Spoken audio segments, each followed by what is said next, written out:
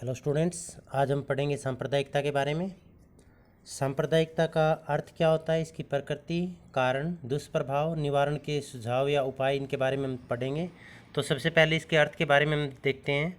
जब एक समुदाय दूसरे समुदाय से धर्म या भाषा के आधार पर नफरत करता है और उसे हानि पहुंचाने की भावना से कार्य करता है तो इसे सांप्रदायिकता कहा जाता है।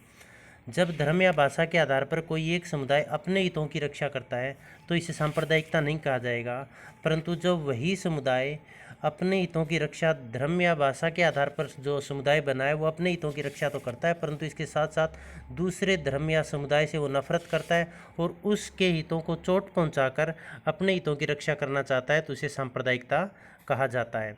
अब सांप्रदायिकता का इतिहास के बारे में हम पहले पढ़ेंगे। भारत में सांप्रदायिकता का इतिहास, तो ये देखिएगा आप यहाँ पर भारत में सांप्रदायिकता का इतिहास, इसको हम दो भागों में बांटेंगे। एक तो हिंदू मुस्लिम सांप्रदायिकता हो गया और दूसरा हिंदू और ईसाई सांप्रदायिकता। हिंदू मुस्लिम जो सांप्रदायिकता है ये इसका बीजारोपण कैसे हुआ। सबसे पहले जब भारत में विभिन्न जातियों के आक्रमणकारी आए थे, जैसे ग्रीक, कुषाण, मंगोल, हुण आदि, तो इन जातियों का एक उद्देश्य था भारत में आक्रमण करने का। इनका उद्देश्य था यहाँ पर लूटपाट करना और शासन करना। परंतु जब मुस्लिम शासक भारत में आए तो उनका उद्देश्य केवल राज करना ही नहीं था, बल्कि उनका उद्देश्य इसके साथ साथ जो हिंदू समुदाय था उसकी अस्मिता या उसकी इज्जत, या हम ये कहें भारत की इज्जत पर चोट पहुंचाना उनका उद्देश्य था। इसी उद्देश्य की पूर्ति के लिए उन्होंने हिंदू महिलाएं थी उनसे बलपूर्वक उन्होंने शादी की, जो हिंदू लड़कियां थी उनके साथ उन्होंने दुराचार किया, या फिर हिंदू शासक थे उन पर अत्याचार किए, मंदिर थे उनको तोड़वाकर उनकी जगह मस्जिद और मकबरों का निर्माण करवा दिया गया था। तो ये सब कारण थे। इन सब कारणों के कारण भारत में हिंदू मुस्लिम जो समुदाय थे उनके बीच में सांप्रदायिकता के बीज बो दिए गए थे। परंतु जब ब्रिटिश शासन भारत में शुरू हुआ तो उसमें ये बीजारोपण थे, ये एक वृक्ष धीरे धीरे एक वृक्ष का रूप धारण करने लगे, क्योंकि अंग्रेज़ों ने ऐसी नीति चलाई थी जिससे हिंदू और मुस्लिमों में फूट पड़ी रहे, क्योंकि उसका एक उद्देश्य था फूट डालो राज करो। उन दोनों को वो एक नहीं होने देना चाहते थे, क्योंकि यदि हिंदू और मुस्लिम भारत में एक हो जाते तो अंग्रेज़ों की सत्ता के खिलाफ जो भी भारत के अंदर आंदोलन होते वो सफल हो जाते। तो उनको रोकने के लिए उन्होंने हिंदू मुस्लिम जो समाज थे दोनों उनमें फूट डालने का निरंतर कार्य किया, और इसी उद्देश्य के लिए उन्होंने 1906 में मुस्लिम लीग की स्थापना की। अब जब मुस्लिम लीग की स्थापना की थी तो निरंतर उस मुस्लिम लीग को भड़काते रहते थे हिंदू विरोधी कार्य करने के लिए। तो इससे परिणाम स्वरूप क्या हुआ, इसका परिणाम क्या निकला कि 1930 में मुस्लिम लीग थी उसने मांग करनी शुरू कर दी, एक मुस्लिम राष्ट्र की मांग करनी शुरू कर दी। और 1930 से 1944 तक का जो इतिहास था वो भारत का एक काला इतिहास रहा। इसको कोई नहीं भुला सकता, क्योंकि इस समय भारत में सांप्रदायिक दंगे या सांप्रदायिक तनाव चरम सीमा पर था। इसके उपरांत क्या हुआ, जो हिंदू मुस्लिम लोग थे उस हिंदू और मुस्लिम समुदाय में इसके बाद निरंतर जो तनाव है देखने को मिला। इसके पश्चात जब देश का विभाजन हुआ तो इसी आधार पर लाखों लोग धर्म के आधार पर इस सांप्रदायिकता की आग में भेंट चढ़ा दिए गए थे। और जब देश आज़ाद हुआ, इस आज़ाद होने के बाद भी आज भी वही फूट डालो राज करो की नीति के आधार पर वो राजनीतिक दल आगे बढ़ रहे हैं। वो निरंतर हिंदू और मुस्लिमों में फूट डालने का काम कर रहे हैं। एक हिंदू मुस्लिम की राजनीति को उन्होंने सत्ता हासिल करने का एक जरिया बना लिया है। तो इसमें ये सब कारण रहे हिंदू मुस्लिम में सांप्रदायिकता बढ़ाने के। दूसरा था हिंदू और ईसाई में सांप्रदायिकता। हिंदू और ईसाई में सांप्रदायिकता का जो इतिहास है वो ज़्यादा पुराना नहीं है, वो ब्रिटिश शासन के साथ ही शुरू हुआ। क्योंकि ब्रिटिश शासन के सत्ता में आते ही शासन संभालते ही उन्होंने क्या काम किया, ईसाई धर्म का प्रचार प्रसार शुरू कर दिया। जगह जगह पर चर्चों का निर्माण किया, जगह जगह पर चर्चों का निर्माण किया गया, और जो भोली भाली जनता थी उनको ज़बरदस्ती धर्म परिवर्तन करवाया गया। और आज भी ईसाई धर्म के, हालांकि भारत में संख्या बहुत कम है, परंतु फिर भी वो ईसाई धर्म प्रचारक है, वो किसी जो पिछड़े और गरीब लोग हैं उनको विभिन्न तरह के प्रलोभन देकर उनको धर्मांतरण या धर्म परिवर्तन के लिए प्रोत्साहित कर रहे हैं और उनका धर्म बदलवा रहे हैं। इसके कारण हिंदू और ईसाई है उनमें सांप्रदायिकता है वो निरंतर बढ़ रही है। तो ये भारत में भारत में सांप्रदायिकता का इतिहास रहा। अब इसके बाद हम सांप्रदायिकता की प्रकृति के बारे में पढ़ेंगे। तो सांप्रदायिकता की प्रकृति है वो धार्मिक विचारधारा है।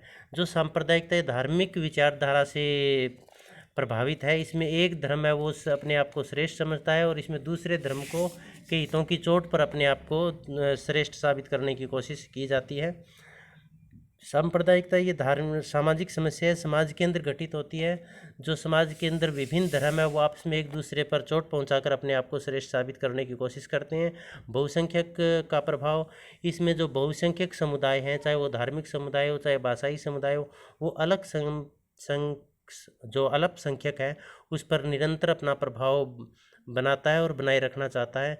यह एक अतिवादी विचारधारा है। अतिवादी का मतलब हो गया इसमें किसी तरह के समझौते की कोई गुंजाइश नहीं है, समझौते के लिए कोई जगह नहीं है, संगठन पर आधारित है। इसमें प्रत्येक धर्म के अंदर सांप्रदायिकता फैलाने वाले कुछ एक लोग होते हैं, परंतु वो लोग क्या करते हैं, एक संगठन बना लेते हैं। संगठन बनाकर वो अपने धर्म का प्रचार प्रसार करते हैं, जिससे सांप्रदायिकता पनपती है। भावुकता पर आधारित जो सांप्रदायिकता है ये भावुक समाज में सबसे ज़्यादा प्रभावी होती है। तो वो जो सांप्रदायिकता फैलाने वाले लोग हैं वो क्या करते हैं, भावुक समाज है उनमें निरंतर ये विचार भरते हैं, सांप्रदायिकता के बीज बोते हैं। और ये जो भावुक लोग होते हैं ये दिमाग से न सोचकर दिल से सोचते हैं। तो ये इसकी प्रकृति थे। सांप्रदायिकता के कुछ कारण रहे। धार्मिक संकीर्णता, धार्मिक संकीर्णता का मतलब हो गया ये धर्म का जो धार्मिक जो सोच है वो उनकी बड़ी ही संकुचित है।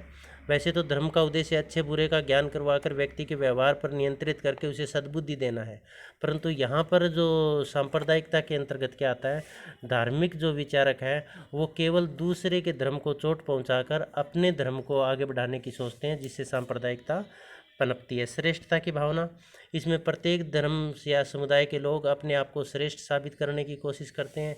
इस श्रेष्ठता के साथ साथ वो दूसरे धर्म या समुदाय से नफरत करते हैं और उसका नीचा दिखाने की कोशिश करते हैं, जो कि सांप्रदायिकता के कारण है। ऐतिहासिक घटनाएं, ऐतिहासिक घटनाओं का जैसे हमने जिक्र किया था, ज़बरदस्ती धर्म परिवर्तन करवाना या मंदिरों को तोड़कर उनकी जगह पर मस्जिद वगैरह बनवाना, या फिर जैसे इतिहास के अंदर जैसे गुजरात के कांड हुआ, गुजरात में गोधरा कांड हुआ, या फिर 1992 में विवादित ढांचा गिरवाया गया। इस तरह की जो घटनाएं थी ये सांप्रदायिकता को बढ़ाने वाली घटनाएं है। दोषपूर्ण नेतृत्व, इसमें दो तरह का नेतृत्व है, एक तो धर्मगुरुओं द्वारा नेतृत्व और दूसरा राजनीतिक सत्ताधारकों द्वारा नेतृत्व।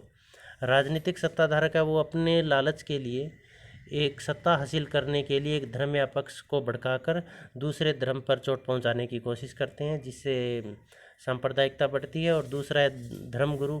ये धर्मगुरु है, ये भी कुछ एक धर्मगुरु अपने रास्ते से भटक गए हैं। ये अपना स्वार्थ सिद्ध करने के लिए एक धर्म विशेष को आगे बढ़ाते हैं, दूसरे धर्म विशेष को नुकसान पहुंचाकर, जिससे सांप्रदायिकता बढ़ती है। उग्रवादी विचारधारा है वो सांप्रदायिकता का प्रमुख कारण है। उग्रवादी विचारधारा का एक ही उद्देश्य होता है कि लगातार लोगों को लड़ाई झगड़े या दंगे करवाकर अपना उल्लू सीधा करना। मनोवैज्ञानिक भ्रम, कई बार अफवाहें या मनोवैज्ञानिक भ्रम फैला दिया जाता है। जैसे हिंदू समाज में यह मनोवैज्ञानिक रूप से यह उनके दिमाग में बैठ गया कि मुस्लिमों की संख्या निरंतर बढ़ रही है। वहीं दूसरी तरफ मुस्लिमों के दिमाग में ये बात बैठ गई है कि हम अल्पसंख्यक हैं, हिंदू निरंतर अपने हमारे हितों पर कुठाराघात कर रहे हैं। तो इन दोनों में आपस में फिर एक दूसरे के प्रति नफरत की भावना पैदा होती है। धर्मांतरण, धर्मांतरण का मतलब होता है धर्म परिवर्तन करवाना, ज़बरदस्ती धर्म परिवर्तन करवाना। वो चाहे ईसाइयों द्वारा प्रलोभन देकर करवाना हो, चाहे मुस्लिम शासकों द्वारा इतिहास में जब देश आज़ाद नहीं हुआ तो उससे पहले आक्रमण करके धर्म परिवर्तन करवाया गया हो, चाहे वर्तमान में किसी भी जगह पर धर्म परिवर्तन करवाया जा रहा हो। जब ज़बरदस्ती धर्म परिवर्तन करवाया जाता है तो दूसरे समुदाय में उस समुदाय के प्रति नफरत की भावना पैदा हो जाती है, जो कि धार्मिक सांप्रदायिकता के प्रमुख कारणों में से एक है। सांस्कृतिक विभिन्नता, भारत में विभिन्न संस्कृतियों धर्मों के लोग रहते हैं, जैसे हिंदू, मुस्लिम, सिख, ईसाई, यहूदी। अब इन सभी लोगों को एक साथ एक धागे में पिरो कर रखना बहुत मुश्किल है, और इनमें से बहुत सारी जातियां ऐसी हैं जो अन्य देशों से भारत में आकर बसी है। ये रहते तो भारत में, लेकिन इनका अभी भी लगाव उन्हीं देशों से है।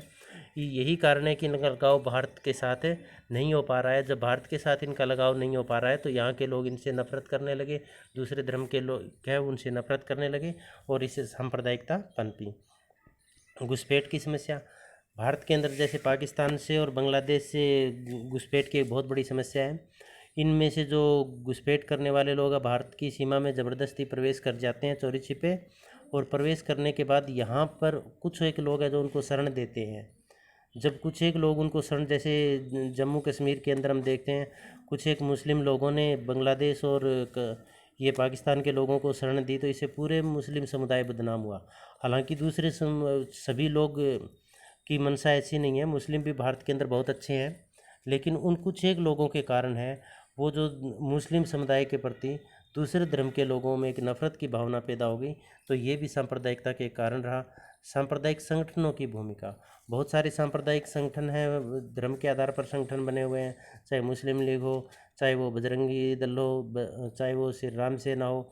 ये जो सांप्रदायिक संगठन है कि जब ये नकारात्मक भूमिका निभाने लग जाते हैं, अपने धर्म का प्रचार करें ये गलत बात नहीं है, लेकिन दूसरे धर्म को चोट पहुंचाकर, दूसरे धर्म की निंदा करके, दूसरे धर्म को अपमानित करके जब ये अपने धर्म को आगे बढ़ाने की सोचते हैं, तो इससे क्या होता है, सांप्रदायिकता को बढ़ावा मिलता है। राजनीतिक स्वार्थ आज के समय में प्रमुख कारण है सांप्रदायिकता फैलाने का, क्योंकि इसके अंतर्गत क्या होता है कि एक राजनीतिक पार्टी है वो सत्ता हासिल करने के लिए जो दूसरे दो समुदायों को आपस में लड़ाती है या दंगे फसाद करवाती है, और उसके बीच में अपना उल्लू सीधा वो करती है, सत्ता हासिल कर लेती है, जो कि एक प्रमुख कारण रहता है इसमें सत्ता, ये सांप्रदायिकता का। अंतर्राष्ट्रीय कारक, अंतर्राष्ट्रीय कारक भी बहुत है जो सांप्रदायिकता को फैलाते हैं। जैसे अभी कोरोना के समय में अमेरिका की एक एजेंसी ने एक न्यूज़ छापी कि गुजरात के अंदर अल्पसंख्यक या फिर मुस्लिमों का सही तरह से इलाज नहीं हो रहा है, उनका अलग इलाज किया जा रहा है और उनका इलाज है उसमें कोताही भी बरती जा रही है। तो ये एक अंतर्राष्ट्रीय एजेंसी थी जिसने भारत के अंदर सांप्रदायिकता बढ़ाने का कार्य किया है। तो इस तरह से बहुत सारे अंतर्राष्ट्रीय कारक होते हैं जो सांप्रदायिकता को बढ़ाने का कारण करते हैं। इसके साथ साथ आर्थिक कारण भी है। आर्थिक कारण के अंतर्गत आएगा भी, एक समुदाय के लोग हैं वो काफ़ी आगे बढ़ गए, दूसरे समुदाय के लोग पीछे रह गए, तो उसमें जो पीछे आर्थिक रूप से जो संप्रदाय के लोग पिछड़ गए हैं वो आगे जाने वाले समुदाय को दोष देते हैं भी, इनकी वजह से हम आगे नहीं बढ़ पाए, या इन्होंने हमारे हिस्से का जो वस्तुएं हैं उनका उपभोग किया है, तो उन दोनों के बीच में तनाव पैदा हो जाता है। अब हम पढ़ेंगे सांप्रदायिकता की दुष्प्रभाव क्या पड़े। राष्ट्रीय एकता में बाधा, क्योंकि इसमें दो समाज है वो धर्म या भाषा के आधार पर दो भागों में बंट जाता है, और दोनों ही भाग ऐसे हैं जो एक दूसरे को काटने का या फिर एक दूसरे को नुकसान पहुंचाने का कार्य करता है, जिससे राष्ट्रीय एकता में बाधा उत्पन्न होती है। देश की छवि पर चोट, जब देश में धार्मिक आधार पर या भाषा के आधार पर आपस में दंगे होते हैं, एकता स्थापित नहीं होती, तो दूसरे देश विदेशों के अंदर उसकी छवि है वो नकारात्मक बनती है, और लोगों के मन में विदेशों में ये मैसेज जाता है कि उस देश विशेष के अंदर एक विशेष समुदाय है वो सुरक्षित नहीं है। आर्थिक विकास में बाधा, धार्मिक आधार पर जब सांप्रदायिकता के कारण बहुत सारे दंगे होते हैं, तो उन दंगों में निजी संपत्ति के साथ साथ सार्वजनिक संपत्ति को भी नुकसान पहुंचाया जाता है। इसके साथ साथ जो सार्वजनिक कार्य हो रहे होते हैं या निजी कार्य होते हैं उनमें भी बाधा पहुंचती है, जिससे कि राष्ट्रीय विकास, राष्ट्रीय संपत्ति को नुकसान होता है, और जो अर्थव्यवस्था है या फिर हम यूँ कहें राष्ट्रीय आय को काफ़ी नुकसान पहुंचता है। संघर्ष को बढ़ावा, सांप्रदायिकता के कारण सहयोग की जगह संघर्ष को बढ़ावा मिलता है। इसमें दो जो पक्ष हैं उन दोनों पक्षों में या समुदाय में निरंतर संघर्ष चलता रहता है, जो कि न तो देश के लिए, न समाज के लिए, न व्यक्ति के लिए किसी भी तरह से लाभदायक है। मानवीय विकास में बाधा, जब दो समुदायों के अंदर आपस में संघर्ष चलता रहता है, एक दूसरे को मार पीटने पर वो आदी रहते हैं, मार पीटने के लिए तत्पर रहते हैं, तो इससे क्या होता है कि समाज के अंदर सहयोग, त्याग, तपस्या या बलिदान है, एक दूसरे के प्रति सहानुभूति, प्रेम की भावना है वो खत्म, जो मानवीय गुण है वो खत्म हो जाते हैं। इसके स्थान पर लड़ाई झगड़ा, दंगे और संघर्ष इसका स्थान ले लेते हैं, जिससे मानवीय जो विकास है उसमें बाधा उत्पन्न होती है। अंतर्राष्ट्रीय संबंधों पर बुरा प्रभाव, जब देश के अंदर सांप्रदायिक दंगे होते हैं तो दूसरी जो कंपनियां हैं वो भारत के अंदर नहीं आना चाहती, पूंजी निवेश घट जाता है। दूसरे देशों के साथ जैसे सांप्रदायिकता के कारण भारत और पाकिस्तान के बीच में जो व्यापार है वो काफ़ी प्रभावित रहा है। राजनीतिक अस्थिरता, इससे राजनीतिक अस्थिरता भी बढ़ती है, क्योंकि जैसे देखिएगा एक विशेष धार्मिक समुदाय के राजनीतिक दल ने यदि सत्ता हासिल कर ली तो सत्ता पर जब वो काबिज होगा तो उस समुदाय के हर तरह से संतुष्ट नहीं कर पाएगा। जब हर तरह से संतुष्ट नहीं कर पाएगा तो दूसरे समुदाय के लोग अब उस सत्ता हासिल करने वाले समुदाय को भड़काने का काम करेंगे, तो जिससे या तो सरकार गिर जाएगी या फिर सही तरह से कार्य नहीं कर पाएगी। सामाजिक दंगे, सांप्रदायिकता के कारण निरंतर सामाजिक दंगे देखने को मिलते हैं, जिससे असुरक्षा की भावना रहती है। असुरक्षा की भावना सामाजिक दंगे के कारण, संघर्ष के कारण, लड़ाई झगड़े के कारण व्यक्ति के मन में निरंतर असुरक्षा की भावना रहती है। वो अपने आप को सुरक्षित या संरक्षित महसूस नहीं कर पाते हैं। व्यक्तित्व के विकास में बाधा, जब व्यक्ति स्वयं को सुरक्षित महसूस नहीं कर पाएगा, स्वयं को ऐसा माहौल नहीं दे पाएगा भी जिसमें उसे ऐसे लगे भी आसपास वाले सारे लोग मेरे अपने हैं, तो उसके व्यक्तित्व का संपूर्ण विकास नहीं हो पाएगा। अब इसके बाद हम करेंगे इसके सांप्रदायिकता का निवारण कैसे किया जाए। शिक्षा का प्रचार प्रसार, इसमें सबसे महत्वपूर्ण तत्व है वो है शिक्षा का प्रचार प्रसार करना चाहिए, ताकि दूसरे लोगों को बहकावे में ना आए और उन्हें सच्चाई का पता चल सके। उनमें अंधविश्वास या धार्मिक कट्टरता है, उनकी जगह पर धर्मनिरपेक्षता या तार्किकता की भावना पनप सके, वो तर्क के आधार पर सोच सके। सुदृढ़ प्रशासनिक व्यवस्था, प्रशासनिक व्यवस्था इतनी सुदृढ़ होनी चाहिए कि वो दंगों का पहले से ही अनुमान लगाकर उन पर पहले दंगे भड़कने से पहले ही उसको कंट्रोल कर सके। मीडिया की सकारात्मक भूमिका, किसी भी सामाजिक समस्या के समाधान में मीडिया की बड़ी भूमिका रहती है। मीडिया को चाहिए कि वो ऐसे घटनाएं, ऐसी बातें न फैलाए जिससे धार्मिक दंगे भड़कते हो। यदि इस तरह की कोई घटनाएं घटित भी हो गई तो उनको सकारात्मक रूप से इस तरह से प्रस्तुत करे कि वो दंगे भड़कने की बजाय है उसमें आपसी मेल भाव या सामंजस्य बैठे। सख्त कानून, सांप्रदायिकता फैलाने वाले, चाहे वो धार्मिक संगठन हो, चाहे वो धर्मगुरु हो, चाहे मीडिया कर्मचारी हो, चाहे कोई भी हो, कितना ही प्रभावशाली व्यक्ति क्यों न हो, सख्त कानून बनाकर उन पर सख्त कार्रवाई होनी चाहिए। राजनीतिक सुधार, धार्मिक सांप्रदायिकता फैलाने में राजनीति का बहुत बड़ा योगदान है, तो राजनीतिक सुधार की बहुत अधिक आवश्यकता है, क्योंकि जब तक राजनीतिक सुधार नहीं होगा सांप्रदायिकता को कंट्रोल नहीं किया जा सकता। अब कोई भी राजनीतिक दल या कोई भी राजनेता यदि सांप्रदायिकता को फैलाता हुआ या इसमें फैलाने के लिए मुख्यकर्ता बनता है तो चुनाव आयोग को चाहिए कि उस पर सख्त से सख्त एक्शन हो। यदि वो चुनाव जीत गया है सांप्रदायिकता के आधार पर तो उनको चुनाव रद्द करके उसको सज़ा होनी चाहिए। उसकी पार्टी को भी, पार्टी है वो भी रद्द कर देनी चाहिए, उसको समाप्त कर देना चाहिए। निष्पक्ष जांच, जब भी किसी तरह का कोई सांप्रदायिकता की घटना घटित होती है तो बिना किसी राजनीतिक, आर्थिक या अन्य प्रलोभन के निष्पक्ष और त्वरित जांच होनी चाहिए, ताकि लोगों के अंदर एक विश्वास पैदा हो। धर्मांतरण पर रोक, एक कानून बनाकर धर्म परिवर्तन पर रोक लगा देनी चाहिए, क्योंकि धर्म परिवर्तन सांप्रदायिकता फैलाने का मुख्य कारण है। अल्पसंख्यकों की सुरक्षा, जो अल्पसंख्यक है उनको इतना सुरक्षा विश्वास दिलाना चाहिए ताकि वो अपने आप को कभी ये महसूस ही न करे कि हम बहुसंख्यकों के नियंत्रण में है या बहुसंख्यकों से हमारे हितों को खतरा है। मानवीय गुणों का विकास, सबसे ज़रूरी है कि व्यक्ति के अंदर नैतिक शिक्षा का संचार होना चाहिए। इसमें संघर्ष, दंगे, लड़ाई झगड़ों के स्थान पर आपसी प्रेम, सहयोग, सहानुभूति गुणों का व्यक्ति में प्रचार प्रसार करना चाहिए। कमेटियों का गठन करना चाहिए, इसमें गांव पंचायत के अंदर सरपंच की अध्यक्षता में कमेटी, डिस्ट्रिक्ट लेवल पर डीसी की अध्यक्षता में कमेटी, राज्य लेवल पर मुख्यमंत्री या प्रिंसिपल सेक्रेटरी की अध्यक्षता में कमेटी, इस तरह से हर एक स्तर पर कमेटी का गठन करना चाहिए। जो कमेटी निरंतर जांच करे भी सांप्रदायिक दंगे कहाँ पर हो रहे हैं, सांप्रदायिक माहौल कैसा है, यदि इस तरह की कोई घटनाएं घटित होती है तो उन पर तुरंत काबू पाया जा सके। एनजीओ की भूमिका, गैर सरकारी संगठन या एनजीओ है उनकी बड़ी सकारात्मक भूमिका रहती है, बड़ा महत्वपूर्ण स्थान रहता है। उनको चाहिए कि वो निरंतर लोगों को आपस में इस तरह से मिलाए ताकि उसमें प्रेम भाव बढ़े, चाहे वो किसी भी संप्रदाय धर्म के लोग हों, उनमें आपस में प्रेम भाव बढ़े और एक दूसरे का मान सम्मान और इज्जत वो करें, कट्टरपंथियों के या धर्मगुरुओं के वो बहकावे में ना आए। अंतर धार्मिक विवाह, ये बहुत बढ़िया पॉइंट है। इसके अंतर्गत हम क्या एक्सप्लेन करेंगे कि जैसे हिंदू है उसकी शादी मुस्लिमों में, मुस्लिमों की सिखों में, सिखों की ईसाइयों में, इस तरह से अंतर धार्मिक विवाह की एक व्यवस्था बनानी चाहिए। इससे क्या होगा कि एक दूसरे की धर्म का अपने आप इज्जत को होनी शुरू हो जाएगी, या फिर उसमें फिर धार्मिक कट्टरता या धार्मिक जो सांप्रदायिकता हो उसमें अपने आप कमी आएगी। सांप्रदायिकता फैलाने वाले संगठनों पर रोक, जो भी संगठन है वो सांप्रदायिकता फैलाते हैं उनकी सदस्यता तुरंत रद्द कर देनी चाहिए, उन पर सख्त कार्रवाई होनी चाहिए, चाहे वो जो धार्मिक जो सांप्रदायिक संगठन है वो कितना ही प्रभावशाली क्यों न हो। समाजशास्त्रियों का योगदान। अब सामाजिक समस्याओं के समाधान में समाजशास्त्रियों का अहम योगदान रहता है। इसमें समाजशास्त्रियों को सांप्रदायिकता के ऊपर विभिन्न वर्कशॉप, सम्मेलन या संगोष्ठियों का आयोजन करना चाहिए, जिससे लोगों के अंदर जन चेतना या जन जागृति फैले।